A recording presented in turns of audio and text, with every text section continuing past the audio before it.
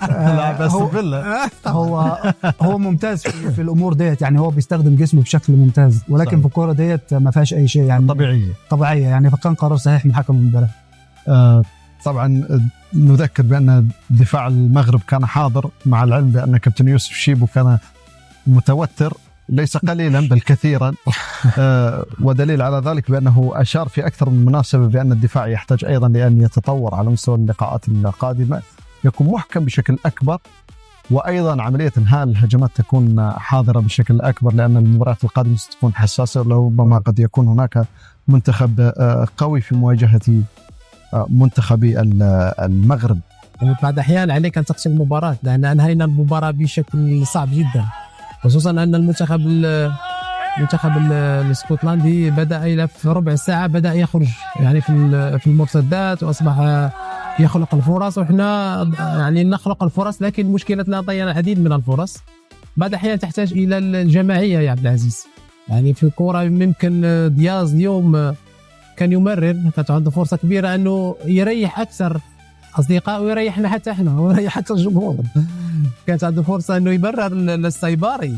ماذا يقول برأيك وهبي في هذا الشيء؟ يحفز لاعبين، يشكر لاعبين، فاعتقادي أنه نعم تفضل فوز.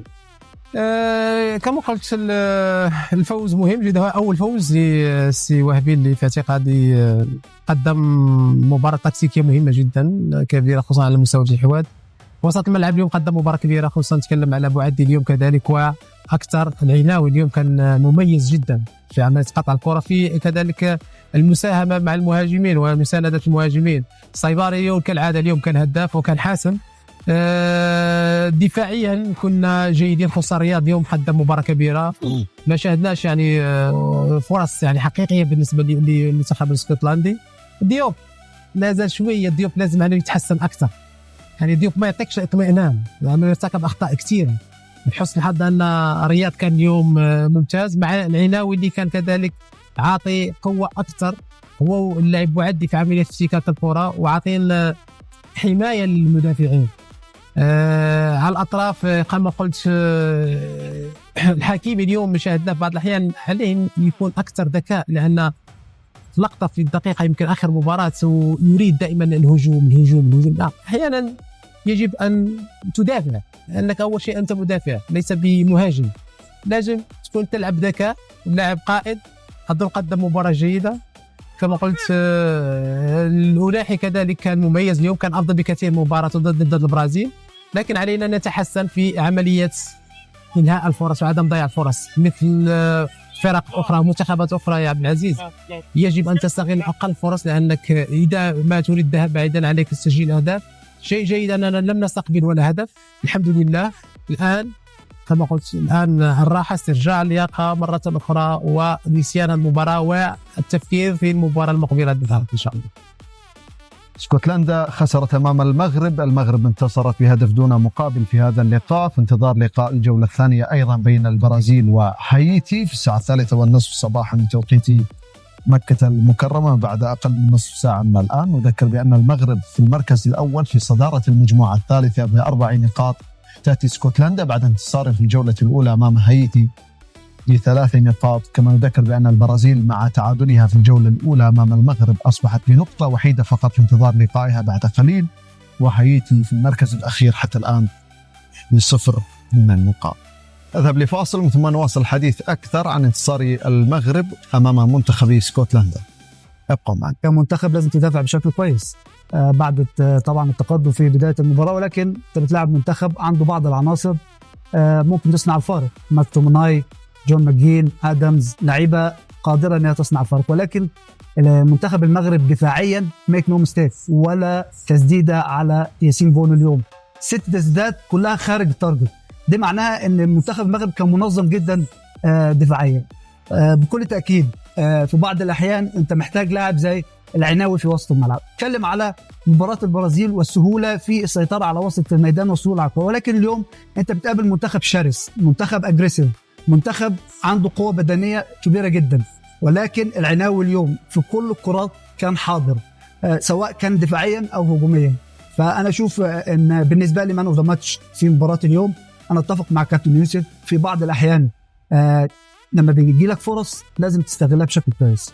لما يجي لك فرص لازم تنهي المباراه، لان في المباريات القادمه امام منتخبات كبيره تكون في لعيبه تريد انصاف الفرص التسجيل بالضبط. فانا اشوف اليوم في بعض الاحيان ابراهيم دياز تماما، انا اتفق مع كابتن يوسف في كوره سهل جدا، باص واحد كان ممكن سيباري انفراد على المرمى وخلاص تنهي المباراه. هناك نوع من الانانيه في عمليه التمرير. هو طبعا المهاجمين، ومعنا واحد من افضل المهاجمين في العالم في وقته، بيعرف ان في بعض الاحيان المهاجمين بيبقوا انانيين، ولكن في بعض الاحيان لازم زميلك في موقف افضل منك فلازم تمرر له. سيباري كان في مكان ممتاز، كان ممكن دياز بباص واحد كان ممكن ينهي المباراه. ولكن اجمالا بالنسبه لمنتخب المغرب انا اشوف ان هي مباراه جيده جدا، ايجابيه في كل شيء ما عدا فقط استغلال الفرص. فانا اشوف بعد المباراه بتكلم على المدرب محمد وهبي، انا اشوف ان هو كان بيتكلم على اللعيبه في حته ان الناحيه الدفاعيه كانوا كويسين جدا، في حاله ان منتخب اسكتلندا كان بيهاجم دفعوا بشكل ممتاز وقدروا ان هم يحافظوا على شباكهم نظيفه. عبد العزيز في البطولات الكبيره مهم جدا انك تحافظ على شباكك نظيفه، وانا اشوف اليوم منتخب المغرب كان جيد جدا دفاعيا وقدر يستغل العناصر اللي تقدر تخلص المباراه زي سيباري في بدايه المباراه. واشوف ان المباراه تعطيه ثقه، اكيد المباراه القادمه امام هايتي هتبقى اسهل مباراه في اسهل مباراه البرازيل واسهل مباراه اسكتلندا، فقادرين على تخطي هايتي في المباراه القادمه. استمعنا لافضل لاعب في هذا اللقاء اسماعيل الصيبري الذي كان حاضر باهدافه او هدفين في مرمى البرازيل، هدف، وفي مرمى اسكتلندا في الجولة الثانية هدف آخر. هذا اللاعب وأنت مهاجم لعبت في مستويات عالية جدا، الآن يأتي عرض مميز لإسماعيل صيبري من بايرن ميونخ، ودليل على ذلك تألق أيضا إسماعيل لأنه فعلا يستحق اللعب مع نادي كبير. سجل هدفين في مرمى البرازيل والآن أمام اسكتلندا.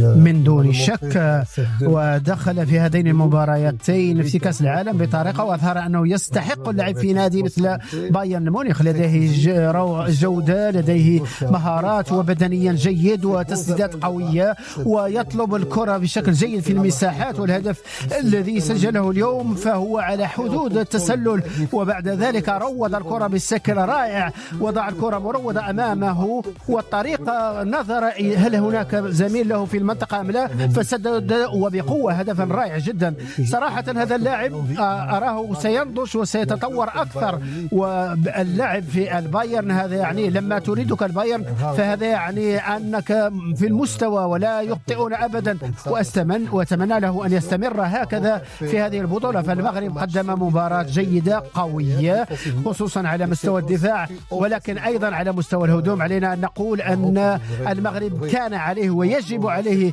في هذه المراحل عليه أن يسجل أهدافا أكثر، وعليه أن يكون قاتلا في إنهاء الهجمات، لأن الحقيقة أن المغرب يخلق الكثير من الفرص في التسجيل ضد البرازيل واليوم أيضا ضد اسكتلندا، وأتمنى أن ينجح في تحسين إنهاء الهجمات في المباريات القادمة، لكنهم فريق قوي جدا.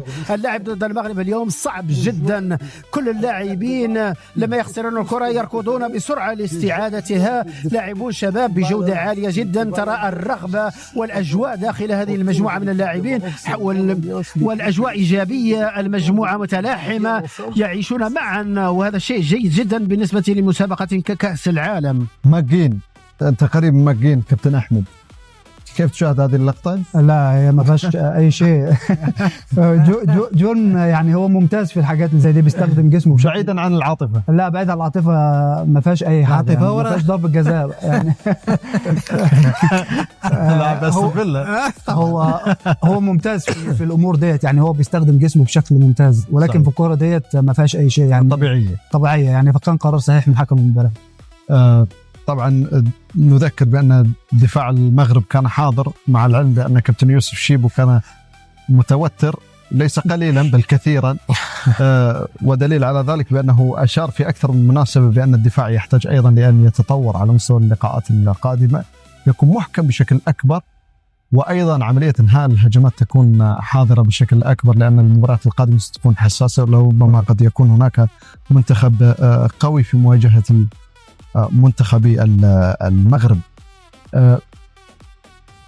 كرة أخرى، العيناوي يطلب ركلة جزاء. كابتن يوسف كيف تشاهد هذه الحالة؟ كان هناك شد بين اللاعبين، لا مش ضربة جزاء، لأن شوف قبل ما تضرب الكرة كان هناك شد بين اللاعبين وكان تمزيق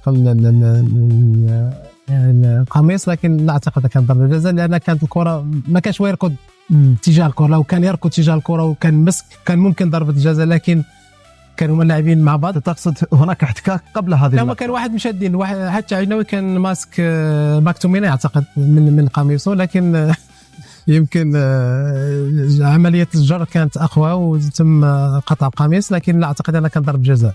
لكن بغيت نشوف أكثر المحاولات خصوصا محاولة دياز اللي صراحة أنا كنت شوية على أعصابي صراحة، لأن هذيك المحاولة المفروض تكون إيجابي وتكون جماعي.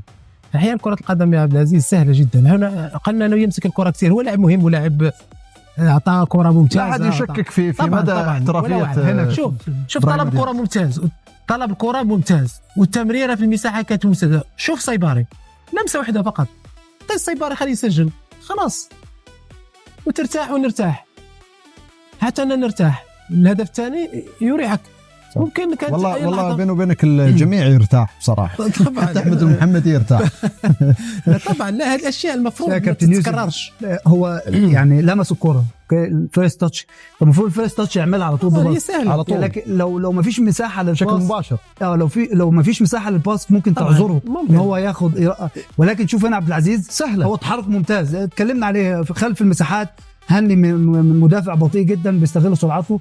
شوف الفيرست تاتش بتاع دياز هنا كان لازم الفيرست تاتش واحد على طول. طبعا لو ما فيش مجال للباص ممكن تعذره ان هو ممكن يراوغ، ولكن هي هو شوف هو اليوم كثر من المراوغات. إلى في لو بلو ديفيسيل الأصعب وهو أن لا يعطي الكرة لا يمرر الكرة لصديقه وأن يصنع هدفا آخر. ربما لم يره، لا أدري صراحة، ولكنه قام بطلب الكرة بشكل جيد جدا، والأسهل هو أن يمرر لزميله وهو أمامه هدف ينهي المباراة. أتذكر الطوبيلي لما كان مع الإنتر كانت نفس اللقطة، في لاعب ما عطاش كرة، عرفش سوى له، راح ضربه.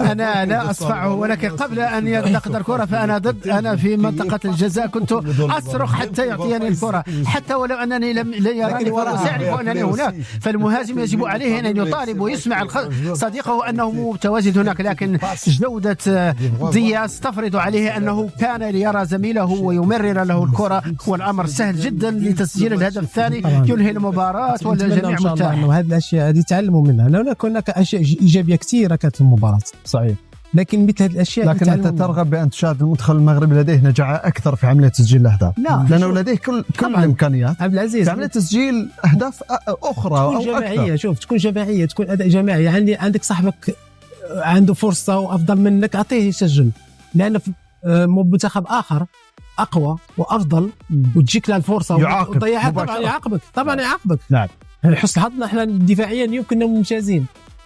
الخنوس كذلك تقدم مباراة كبيرة اليوم، صيباري من الكرة تتقدم بالقائم، يعني مستوى الهجومي مباراة ممتازة. شيء جيد أن احنا نصل ونخلق فرص، هذا مهم جدا وهذا شيء إيجابي جدا. لكن عملية تسجيل نعم هذه سبقة دائما مع الوقت، مع مر الوقت، وبعض الأحيان نتخلوا عن الأنانية، تكون هناك واحد جماعية، يعني كيف أنا سجلت كيف أنت أي لاعب يسجل، بس المهم أنك تخدم مصلحة الفريق.